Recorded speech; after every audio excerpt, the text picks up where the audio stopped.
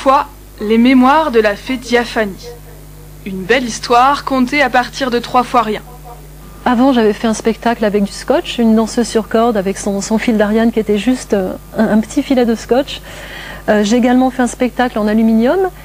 Et donc, alors pour le cellophane, hein, c'est par hasard, je marchais dans la rue et il y avait un bouquet de fleurs en fait.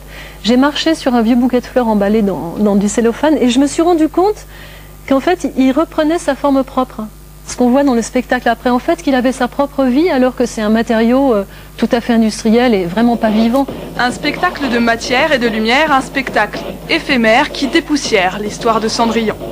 C'est une très libre interprétation du conte de Cendrillon. Le conte de fées est venu parce que dans les contes de fées, il y a souvent cette image, cette idée de transparence, la pantoufle de verre, le château de cristal, toutes ces choses un petit peu merveilleuses. Et donc je me suis dit, je vais lire des contes de fées, ce sera un conte de fées. Un petit peu modernisé par moments, la citrouille c'est un légume transgénique. De vulgaire matière, le cellophane devient princesse ou carrosse, et dans le public, le charme opère. C'était en fait l'histoire de Cendrillon, mais c'était bizarre parce qu'il y avait du plastique, alors c'est pas pareil. Le carrosse, par exemple, j'ai bien aimé aussi. Quand il y avait des choses qu'on faisait, mais c'était bizarre parce que ça découpait partout, ça chiffonne.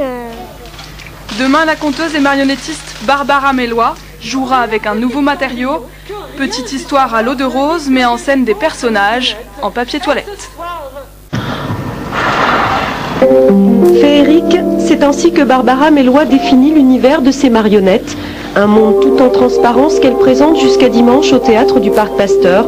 Sur scène, des petits personnages en cellophane prennent vie et la magie opère. Barbara Mélois s'est librement inspirée de Cendrillon pour écrire Diaphanie. La marionnettiste laisse la part belle à l'imaginaire, un spectacle original entre les doigts d'une fée.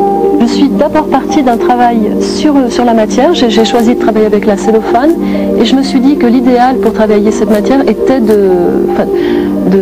que ce soit un conte de fées en fait, parce qu'on voit souvent le château de cristal, la pantoufle de verre. Ce que j'aime avant tout en fait, c'est que les gens soient surpris d'une utilisation qui n'est pas quotidienne d'un matériau qu'ils connaissent là chez le fleuriste, le papier d'aluminium dans la cuisine, tout le monde, c'est tout à fait banal et tout d'un coup il est métamorphosé sur scène et je trouve ça plus étonnant que l'emploi d'argile ou de pâte à modeler, enfin des choses qui sont faites avant tout pour être sculptées.